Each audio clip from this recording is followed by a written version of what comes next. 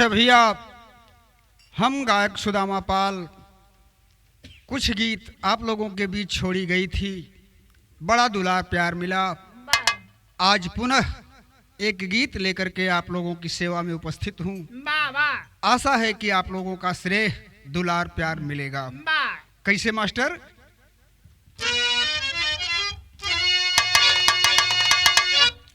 आज मानो कुकर्मी बना किस कदर,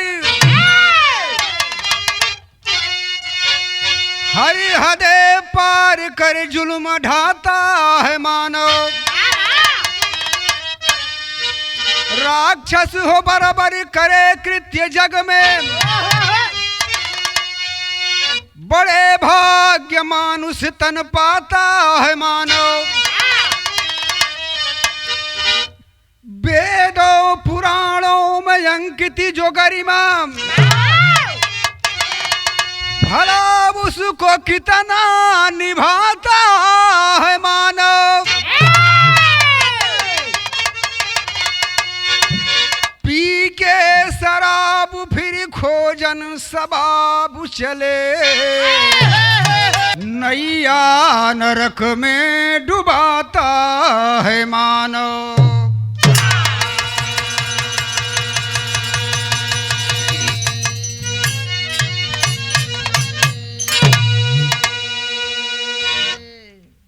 ए भैया, गीत के माध्यम से कवि यह बताना चाहता है कि मानव जीवन भला मिला क्यों है, करना क्या चाहिए, लेकिन इंसान कर क्या रहा है। गजल के लाइन में मास्टर कैसे?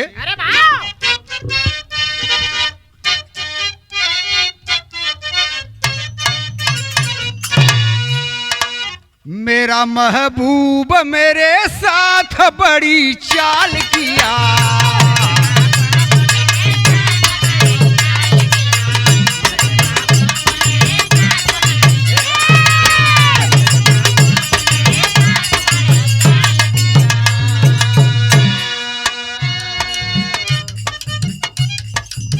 मेरा महबूब मेरे साथ बड़ी चाल किया।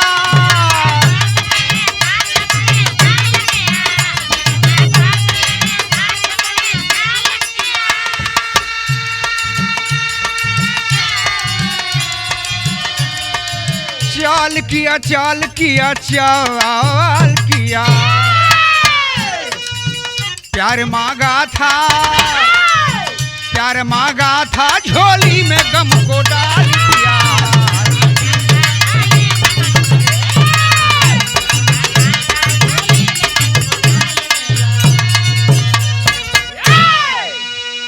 इसी लाइन में कहना है, कवि जनमानस को, हमको आपको यह संदेश देना चाहता है कि व्यक्ति जिस रास्ते पर चलता है उसका परिणाम क्या होता है। कैसे मालिक?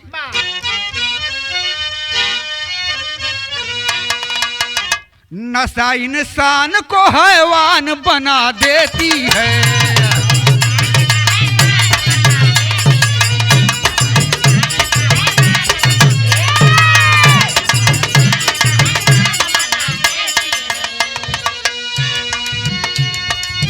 नशा इंसान को हैवान बना देती है।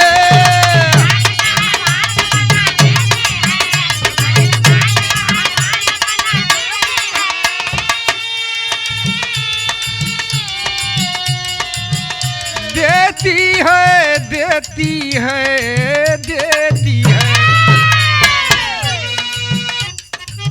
लिमिट से डाके तो शैतान बना देती है। से डाके तो शैतान,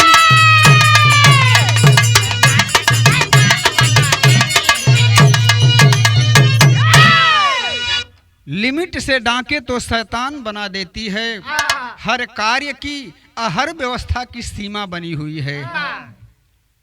कोई भी सीमा यदि व्यक्ति क्रॉस कर दिया तो उसका परिणाम गंदा होता है। यहीं से हमारे कहानी का शुरुआत बा। श्रोता बंधु, कहानी कहाँ कहो अब के कर हो। कैसे मास्टर? नजम में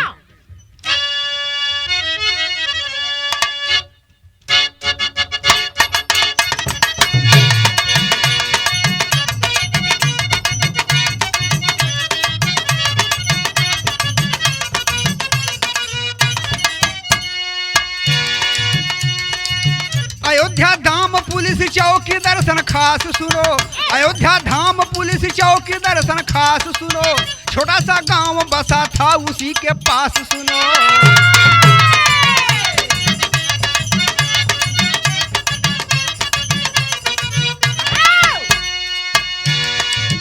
30 जनवरी 25 की कहानी से, 30 जनवरी 25 की कहानी से हृदय विद्रोह हुआ नयन सजे पानी से।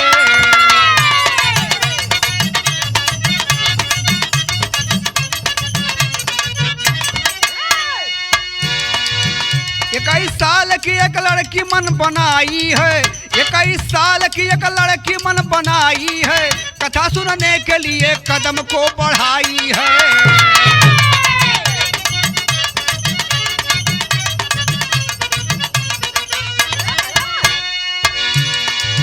महज कुछ दूर साई IIT कॉलेज रहा, महज कुछ दूर IIT कॉलेज रहा, दरिंदे बैठे मानो कथा से परहेज रहा।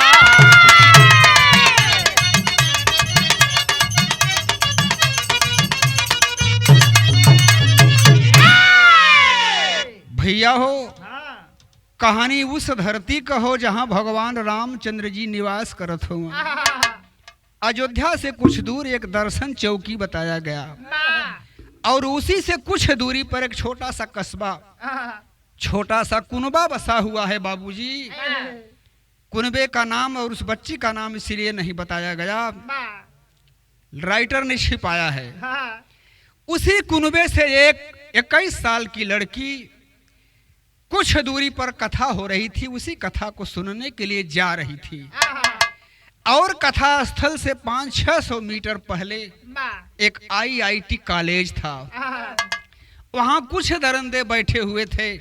ऐसा प्रतीत हो रहा था कि इनका कथा से कुछ लेना देना नहीं है और रास्ता उसी कॉलेज से होकर के गुजरती थी उस कथा स्थल के पास तक। और वहीं जब वह लड़की पहुंचती है बाबूजी, तब हईल का एक ठे गीत लगल।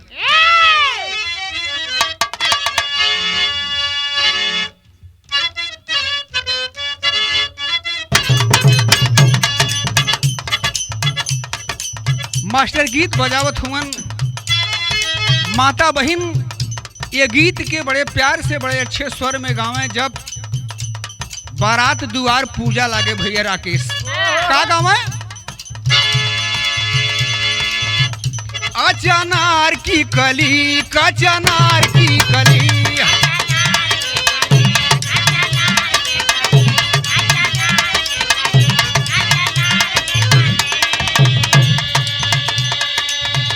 दुल्हा कैसे कैसे अइला ससुरार की गली, दुल्हा कैसे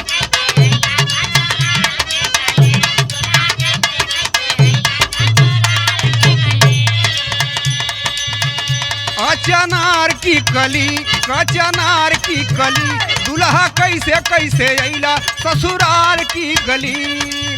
पंडित पुरोहित तोहरी रहिया निहारे दुल्हा हो, तोहरी सूरत निहारे दुल्हा।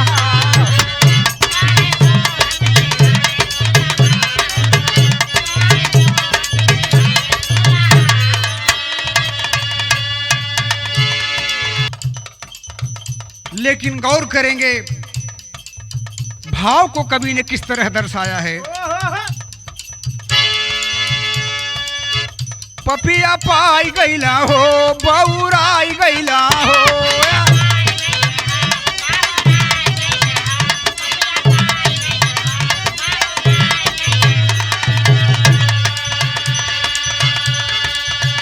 सारा रिश्ता नाता धर्म के भुलाई गईला हो।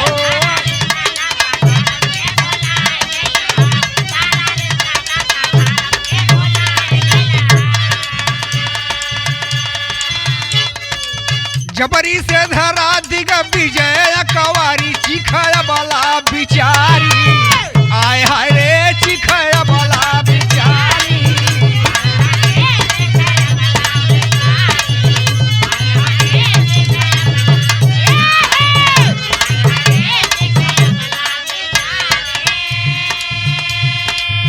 भैया हो, जिस रास्ते से बेचारी कथा स्थल की ओर जा रही थी, उसी कॉलेज में चपरासी का काम करने वाला दिग्विजय सिंह अपने साथियों के साथ दारू के नशे में धूत था बाबू। दौड़ करके पकड़ लेता है बाहों में। कहाँ जा रही है? कथावाचक तो इधर बैठे। ये बाबूजी जब अकवारी में पकड़ लिया है तब भइल का अंतरा में मास्टर।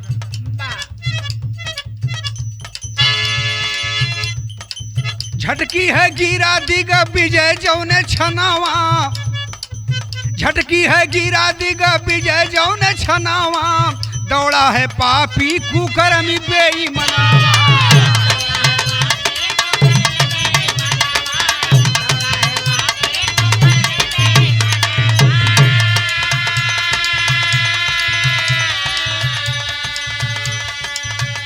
अरे हथवा के तोड़ दिए नीचे दुराचारी, चिखया वाला बिचारी, आय हाय रे चिखया वाला बिचारी।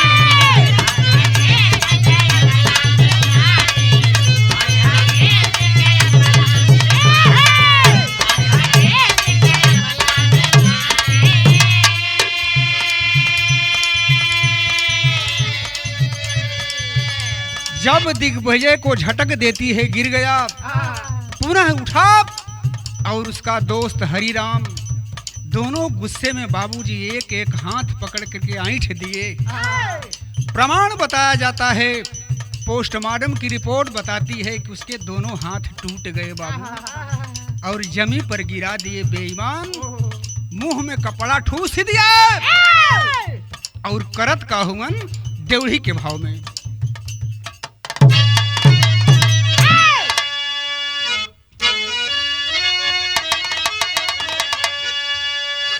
कसैया कसैया बनी गए तीनों जनवा, अब कसैया बनी गए तीनों। अरे कसैया बनी गए तीनों जनवा, बारी बारी इज्जत लूटे बेईमानवा, अरे बेईमानवा। हाथ टूट गया, मुंह में कपड़ा ठूस दिए बाबूजी। बारी बारी से ये हरामखोर इज्जत लूट रहे हैं। बेचारी चिल्लाना चाहती है, इसके पहले भी जो चिल्लाई थी, कथा स्थल पे जो माइक बज रही थी, उसके शोरगुल के कारण किसी ने इसकी चीख पुकार को नहीं सुना। गौर कीजिएगा, कथा हो रही है, लेकिन उस कथा की आड़ में एक अनाथ अबला को दरिंदे नोच रहे हैं। लेकिन कैले का बा गीत लगल मास्टर।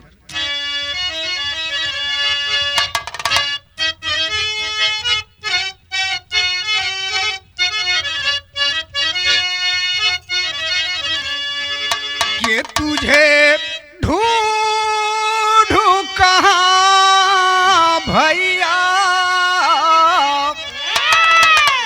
तुझे ढूंढूं कहाँ भैया, पतवार बिना डूबे मझधार मोरी नैया।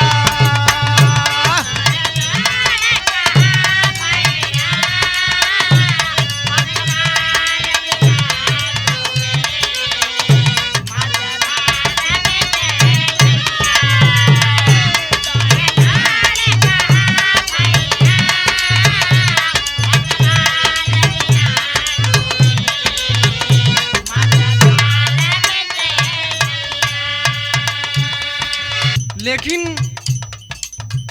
तीनों दरिंदों के जंगल में फंस करके असहाय बला क्या कह रही है भैया राकेश।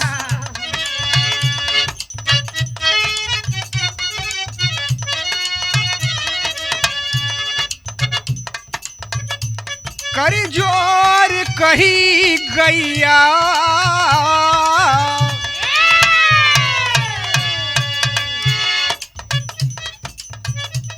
करी जोर कही गैया संसार मोरा छूटे गद्दार बना भैया।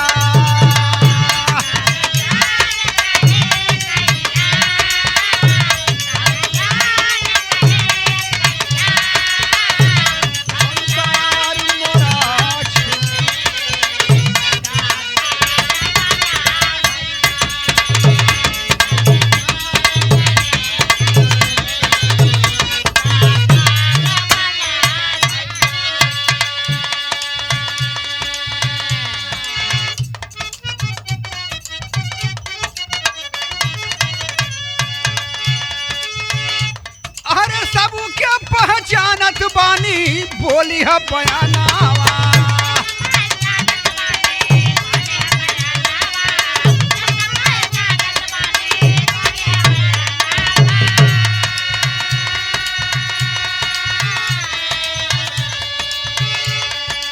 फोड़ दिए नयन दोनों नीच बेईमानावा।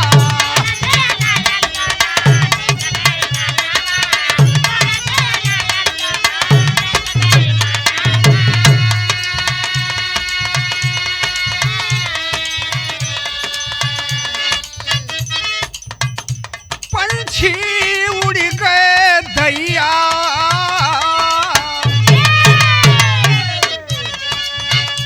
पंछी उड़ गए दैया संसार मोरा छूटे गद्दार बना भैया।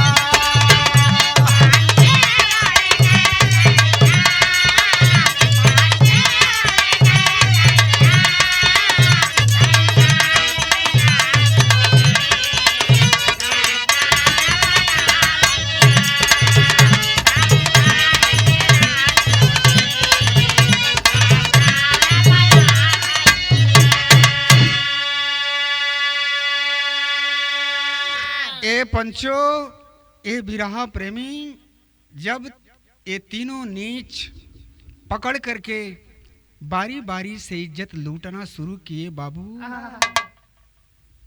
मुंह में से कपड़ा निकल गया। बोलती है कि भैया आप तो हमारे भाई हैं, मैं आप तीनों को पहचान रही हूँ, आखिर इस प्रकार की दरिंदगी आप लोग मेरे साथ क्यों कर रहे हो बाबू। जब इन नीचों के कान में यह आवाज पड़ी कि मैं पहचान रही हूं, ये बाबू उस अनाथ वाला की दोनों आंख निकाल ली। कैसे निकाले, किस यंत्र से निकाले, बॉडी को देखने से ऐसा प्रतीत हुआ जैसे उसकी आंखें नोच ली गई। शराब के नशे में धुती ए नीच शायद अंगुली से उसकी आंख खींच ली। तड़प तड़प करके अबला वहीं दम तोड़ देती है बाबू। ये तीनों एक साथ मिल करके कुछ दूरी पर सूखा नहर था, उसी में ले जा करके लाश को रख देते हैं और तीनों अपने अपने घर चले जाते हैं बाबूजी। इतने में समय हो गया लगभग 9 साढ़े 9। और जब ये बहन कथा स्थल से वापस घर नहीं गई तो घर ही नहीं पूरा गांव गमगीन है कि आखिर आई नहीं बेटी। उसकी भाभी जा करके गांव वालों की मदद से खोजना शुरू करती है, लेकिन भैल का मालिक पहपट के भाव में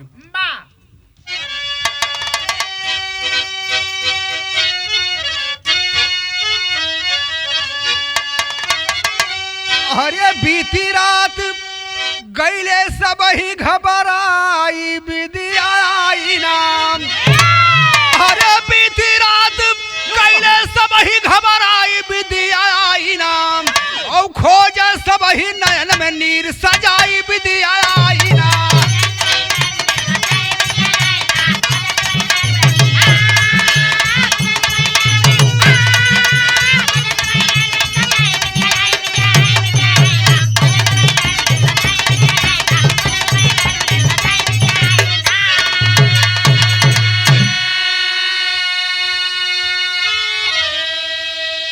अरे 31 जनवरी सुबह गई थाने पर खबर जनाई हो, दल बल सहित दरोगा गए घटना स्थल पर आई हो, अरे सूखे नहर में गए लाश को पाई विदिया आई नाम, और बिलख सब ही करुणायास बहाई विदिया आई नाम। ये बाबू उसकी भाभी गांव वालों को जाकर के बताती है कि बाबूजी, चाचा जी, विदिया कथा स्थल पर गई थी, अभी आई नहीं। पूरा गांव चारों तरफ खोज रहा है बाबूजी, कुछ अता पता नहीं। 30 तारीख की घटना है, 30 जनवरी की। 31 जनवरी को थाने में सूचना दी गई। दरोगा साहब अपने दल बल के साथ खोजना शुरू करते हैं। गांव वाले भी मदद किए। ए पंचो, उसी सूखे नहर में नग्न अवस्था में उस बेटी की लाश मिलती है। उसकी भाभी जब उस लाश को देखती है तो मूर्छित होकर के वहीं गिर जाती है। पत्रकार साथियों से बताई, इन हरामजादों की दरिंदगी, हाथ टूटे थे, आंख दोनों जैसे खींच ली गई थी बाबू। यहाँ तक बताई उसकी भाभी पत्रकार साथी से कि उसके प्राइवेट पार्ट में दारू की बोतल डाल दी गई थी। आय हाय, यह है मानव का दरिद्रता भरा स्वभाव। इसे मनुष्य कहा जाए या राक्षस कहा जाए, लेकिन भइल का आधा में मालिक।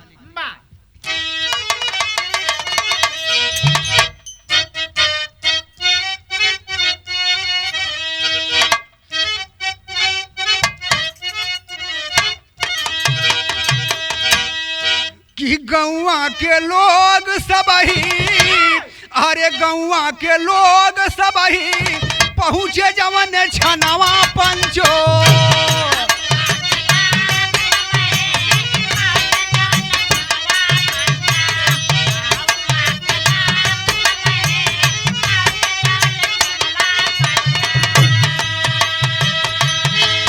अब देख के हालात आगा ये है घबरा।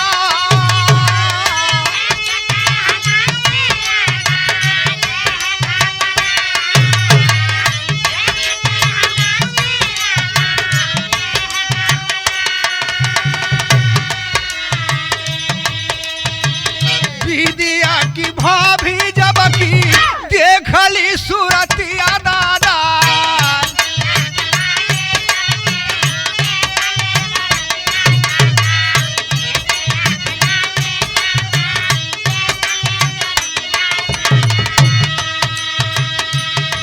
अब होई के बेहोश गिरी गईली सुना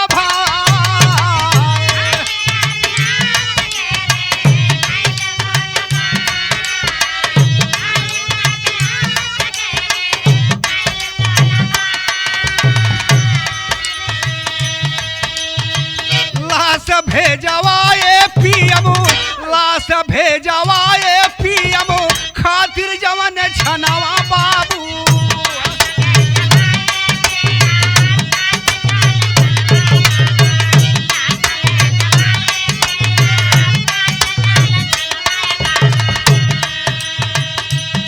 अब कर खोज बीन तब प्रशासन मनला।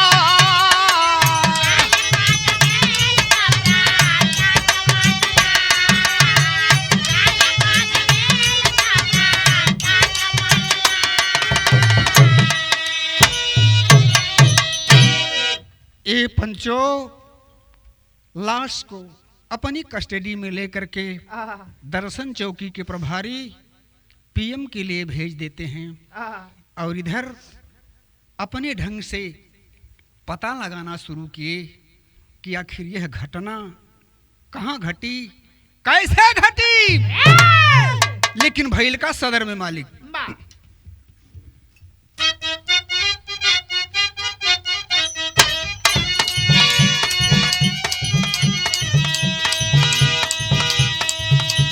धीरे धीरे बीत गईले बाबू कुछ दिनावा,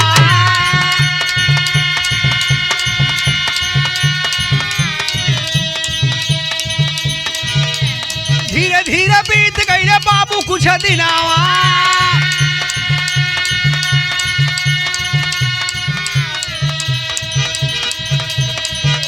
जब बीन तब प्रशासन मनला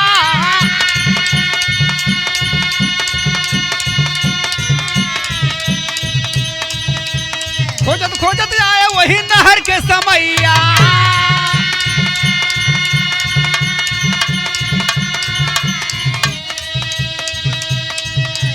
खूनवा का छीटा गया थोड़ा सा दिखा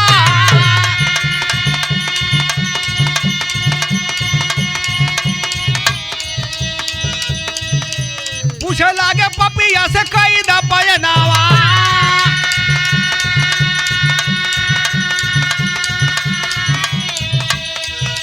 अरे पूछे लागे पपिया से कई दा पयनावा और गया तिग बीजे तब बाबूजी पकड़ाई भला गया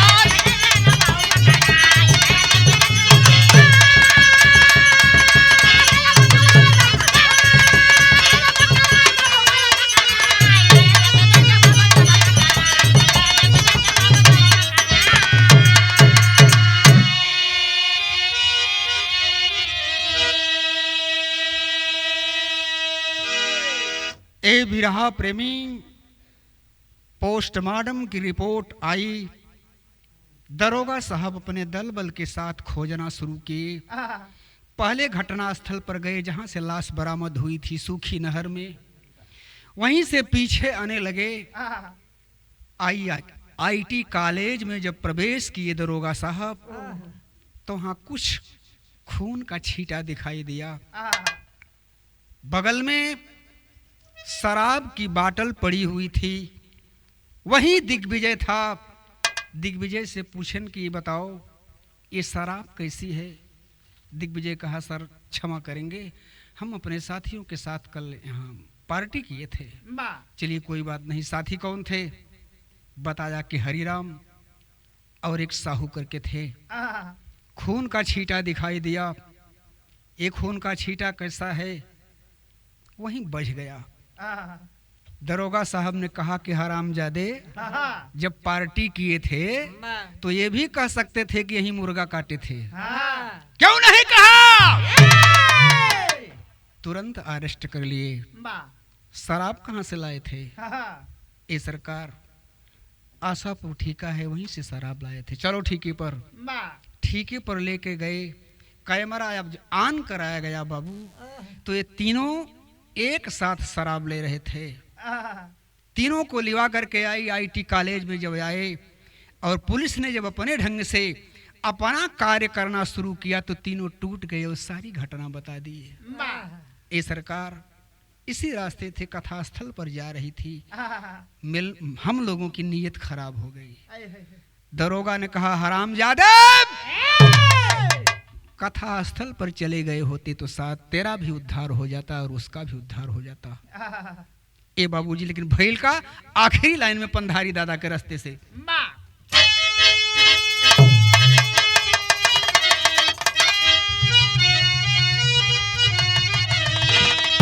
अरे सहमी दुनिया ये भैया, सहमी दुनिया ये बाबू, सहमी दुनिया। आज इन अत्याचारियों के भय से हर परिवार, हर गांव, हर परिवार का सदस्य सहमा हुआ है बाबूजी। इसलिए कवि ने दिखाया, क्या दिखाया? अरे सहमी दुनिया ये बाबू, सहमी दुनिया ये दीपक, सहमी दुनिया। हम नहीं बन गए अत्याचारिया, सहमी दुनिया।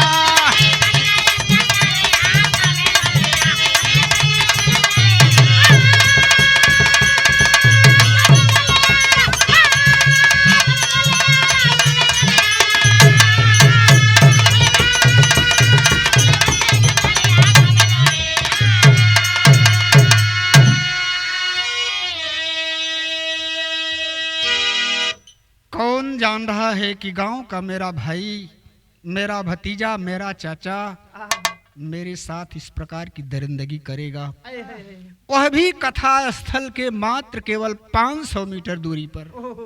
इसलिए कवि ने कथा और कथा स्थल को इंगित करके कहा है अंतरे में, कैसे कि होम करत में हाथ जलत बा दिया से ला गई आगी।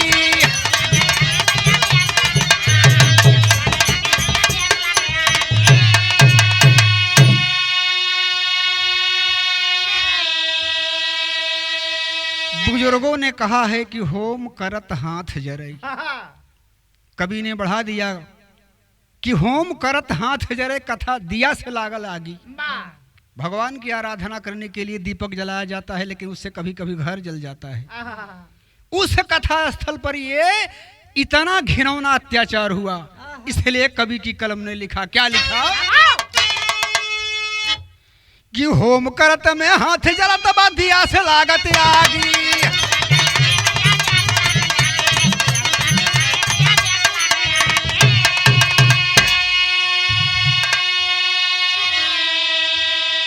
कथा शब्द न सुने, नीच कुकर्म की ओरी भागी। सुनायल नाया बाला का प्रिया सहमी दुनिया।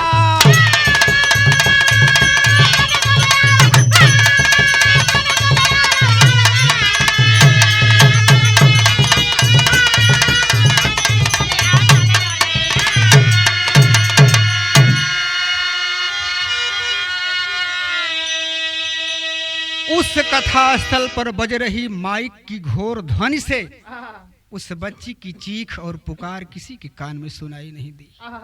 विचार कीजिए, अगली लाइन में कवि ने लिखा, क्या लिखा,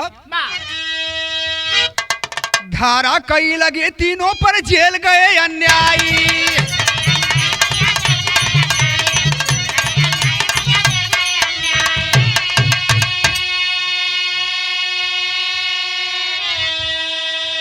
अरे गौवा वाले शोकित भैरे शोक न सिंधु समाई।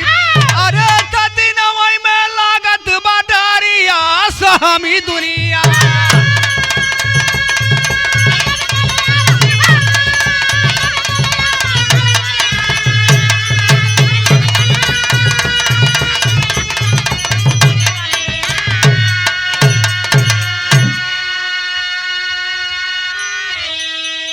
कवि ने बताया कि दिनवई में लागत बा डरिया सहमी दुनिया।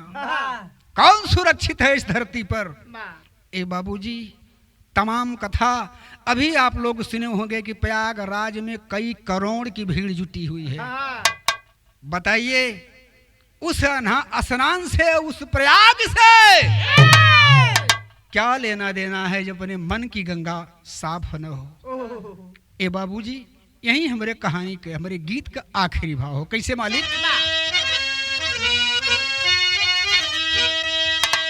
स्वामी गुरु बिहारी पत्तू चलो नियत की राहे।